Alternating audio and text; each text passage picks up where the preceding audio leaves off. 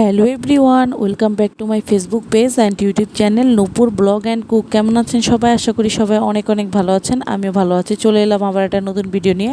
আশা করি ভিডিওটি আপনাদের ভালো লাগবে। আজকে ভিডিওটি আমি সকাল থেকেই শুরু করছি। আর বাজারে গিয়েছি বাজার কেনার জন্য। এখানে আমি চিংড়ি মাছ কিনেছি, তারপর হচ্ছে চিকেন কিনেছি, আর কিছু কাঁচা তরকারি কিনেছি। তো এই তো বাজার করে বাসায় চলে এসে এখন রান্নাবান্না করব। এখানে আলু কেটে নিয়েছি, হলুদ মরিচ লবণ ধনিয়া জিরা সবই নিয়েছি, আর হচ্ছে রুই মাছ নিয়েছি। তো এখন রুই মাছটা আমি ভালোভাবে তেলে ফ্রাই করে নিব। আর এর মধ্যে বলে রাখছি, যারা ইউটিউব চ্যানেল থেকে এই মুহূর্তে আমার ভিডিওটি দেখছেন, প্লিজ ইউটিউব চ্যানেলটি আমার সাবস্ক্রাইব করে দেবেন, আর সাথে থাকা বেল আইকনটি ক্লিক করে দিবেন, যাতে করে আমি নতুন কোনো ভিডিও আপলোড করলে আপনাদের কাছে সাথে সাথে নোটিফিকেশন পৌঁছে যায়, আমার চ্যানেলের ভিডিওটা আপনারা দেখে নিতে পারেন। যারা ফেসবুক পেজ থেকে আমার এই ভিডিওটা দেখছেন, প্লিজ প্লিজ প্লিজ আমার ফেসবুক পেজটা একটা ফলো দিয়ে যাবেন। লাইক কমেন্ট অ্যান্ড শেয়ার করতে ভুলবেন না পরিবার ও বন্ধুবান্ধবের সাথে। যারা ইউটিউব থেকে আমার এই ভিডিওটা এই মুহূর্তে দেখছেন, চাইলে ফেসবুক পেজে গিয়ে আমার পেজটা একটা ফলো দিয়ে যেতে পারেন। আর যারা ফেসবুক পেজ থেকে দেখছেন, চাইলে ইউটিউব চ্যানেলে গিয়ে আমার চ্যানেলটি সাবস্ক্রাইব করে দিতে পারেন। আমার ইউটিউব চ্যানেল আর ফেসবুক নাম একই, নূপুর ব্লগ অ্যান্ড কুক।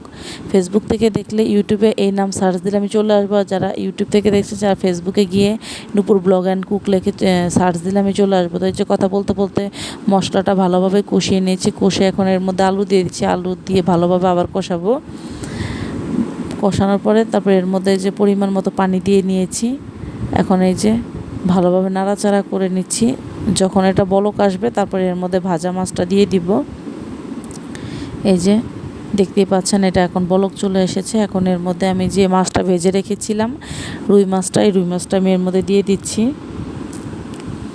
দিয়ে এখন ভালোভাবে নাড়াচাড়া করে নিবার একবার। আর আমি এর মধ্যে কিন্তু ঝোল রাখবো না, কারণ ঝোল রাখলে আসলে খাওয়ার মতো কেউই থাকে না, অনেক তরকারি থেকে যায়।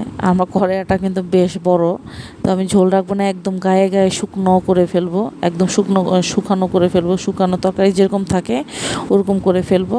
তো এই যে এখন এটা আমি একটু ঝোলের মধ্যে ভালোভাবে ডুবিয়ে নিচ্ছি, যাতে মাছটা ঝোলের ভিতরে থাকে। তো এটা ভালোভাবে শুকিয়ে নিব। এই যে দেখতেই পাচ্ছেন কীরকম, এটা কিন্তু এই তরকারিটা খেতে কিন্তু আমার ভীষণ ভালো লাগে। একদম আঠা আঠা আঠা তরকারি, হালকা ঝোল আছে, এটাও মানে আলু চুষে নিয়ে নিবে। তো আজকের ভিডিওটি এ পর্যন্তই। Thank you for watching my video.